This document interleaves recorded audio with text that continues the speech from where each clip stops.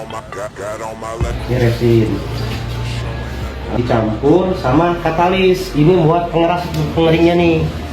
Ini katalisnya. Kalau nggak ada ini, nanti dia nggak kering, nggak keras.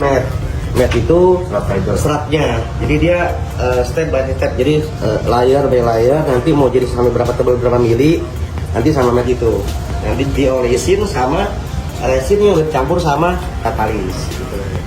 Kalau misalnya dia mau dikasih warna kayak biru, sama pigmen. Jadi dikasih coatingan dulu ke warna. Misalnya warna biru nih dasarnya. Nah, baru nanti step mat, resin mat sampai berapa kali. Jadi nanti hasilnya berbentuk seperti ini nanti profilnya. Potongan ini kita jadiin satu gelas. Dia pakai baut. Ada baut sama resinnya juga. Di dalam ntar di pas sambungan itu nanti kita dikasih mat. Nah ini kuat, jadi dia kuat. Ini kita ini kuat ya. Jadi makin tinggi dia ke atas tingginya, kan makin kuat tekanan air. Nah dia makin tebal. Kan bikin sepetan ini bahkan juga bisa bikin barang-barang. Bisa. Water slide, tahu kan water boom? Nah itu ini dari bahan sama. Koyak deh kecil itu. Ini, jadi dia ringan. Industry also produces honeycomb biofilter media, specialized media designed to enhance bacterial growth in wastewater treatment processes, improving the efficiency of sewage treatment plant systems. STP is a system used to treat wastewater, especially from residential or commercial buildings, before it is released into the environment or reused. In companies like PT Alpha Citra Selaras, STP systems typically include biological treatment processes that use bacteria to break down organic matter in the sewage. Ini lagi dipotong, Kak. Udah cetak sih mereka. Ini lagi proses pemotongan. Dipotong kecil-kecil jadi seperti ini.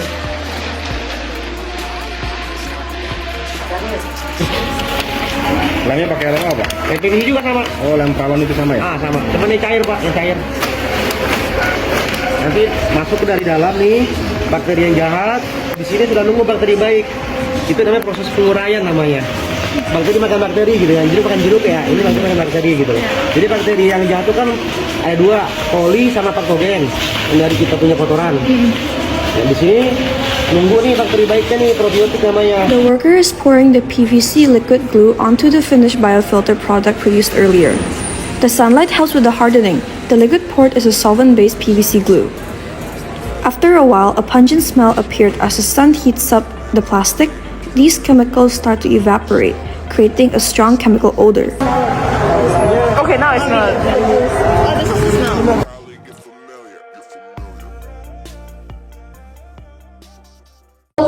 Kami adalah siswa dari Bina Fakultas Pada Indah Paku. Terima kasih telah mengizinkan kami untuk belajar lebih banyak tentang perusahaan ini.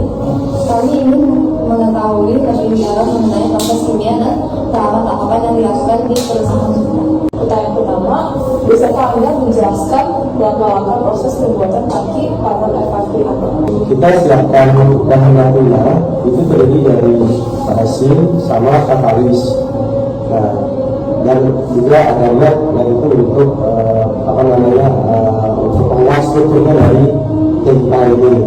Resin itu dicampur dengan katalis diaduk, ditunggu beberapa saat, nah lalu kita langsung letak di atas cetakan yang sudah disediakan, itu tinta panel.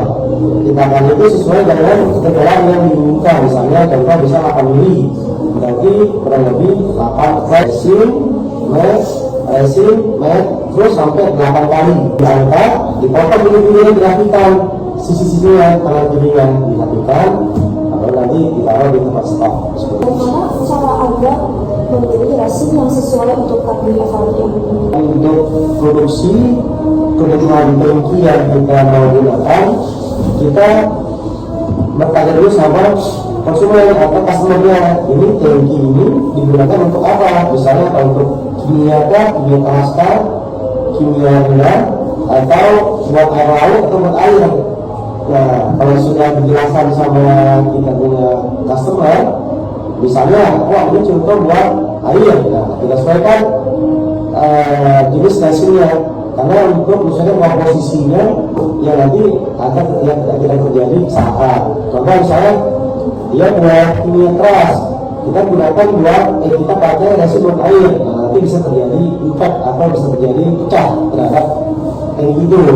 Nah maka kita pastikan kita tanyakan apa. Nah kalau kimia bisa yang kita tanyakan ada 3 biasanya, jenis kimianya apa, misalnya ACL apa, yang kedua ada panas atau enggak.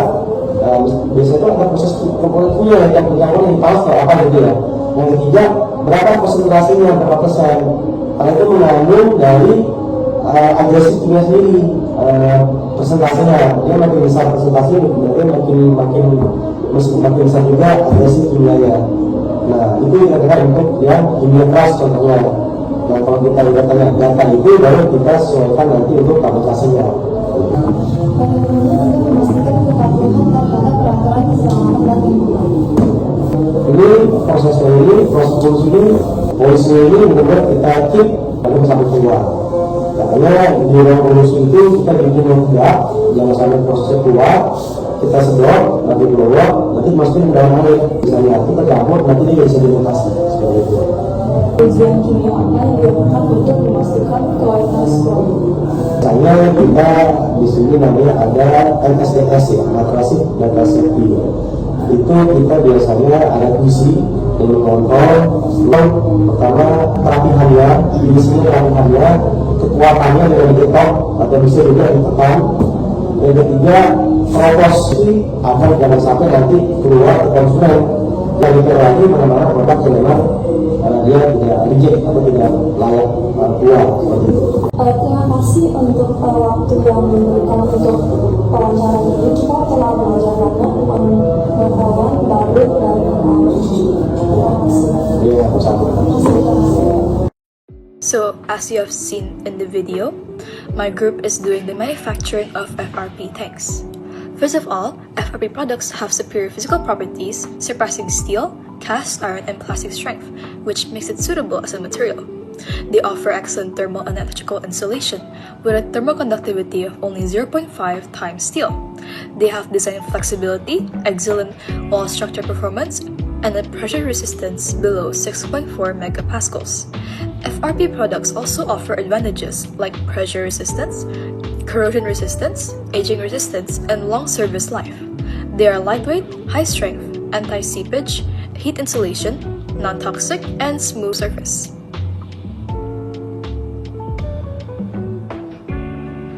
The scope of the applications of the FRP tank include that it can be used in various industries such as petroleum, chemical, textile, printing, dyeing, electric power, transportation, food brewing, artificial synthesis, water supply, seawater desalination, water conservancy irrigation, national defense engineering, and even our school. It can store various corrosive media such as hydrochloric acid, sulfuric acid, nitric acid, formaldehyde, and methanol. It can also be used for underground oil tanks, heat preservation storage tanks, and transportation tanks for various products such as alcohol, hydrogen peroxide, sewage, and sodium hypochlorite.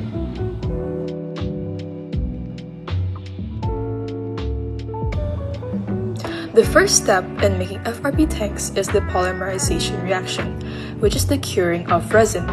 Resins like polyester, vinyl, ester, or epoxy are used. These resins are liquid at first, but they harden through a chemical reaction called polymerization. Initiators like methyl ethyl ketone peroxide, or shortened as MEKP, or hardeners are added to the start of the reaction.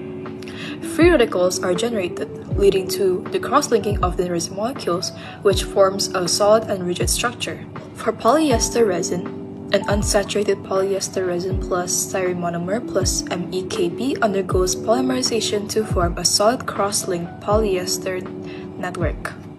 The second step is the exothermic reaction, which occurs in the making of FRP tanks. The curing process is exothermic. It releases heat, that means. This heat helps speed up the polymerization but must be controlled to prevent defects like bubbles or cracks.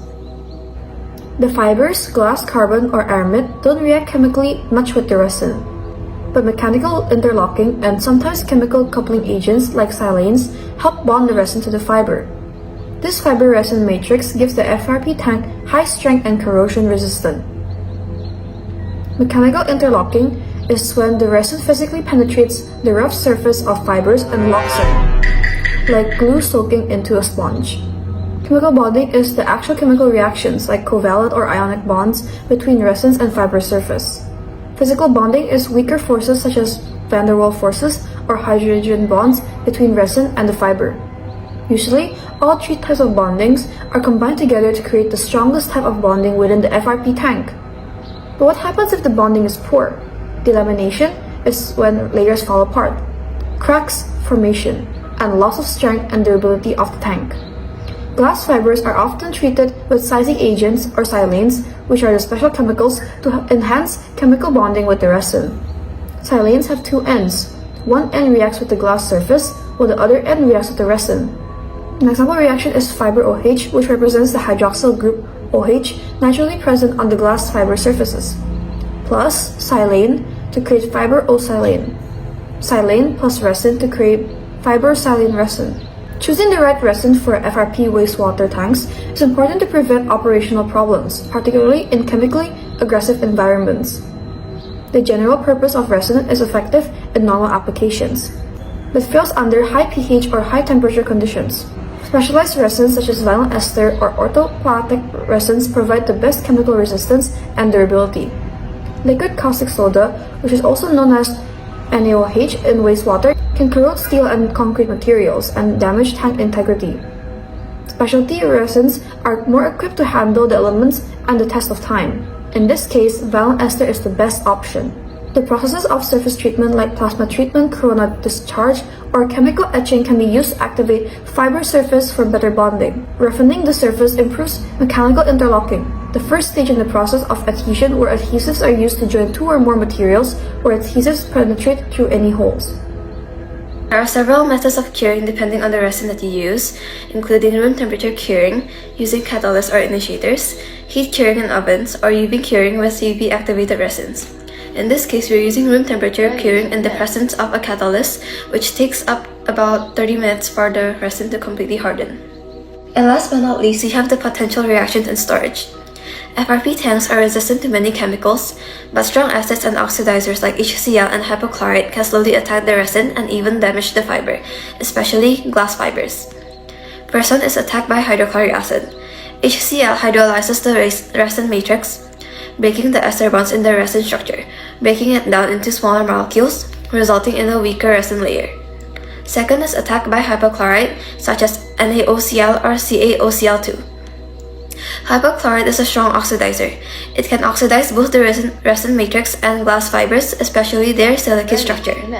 It breaks the carbon-hydrogen bonds in the resin, creating weak spots, chain scission, which is the breaking of polymer chains, and eventually microcracks.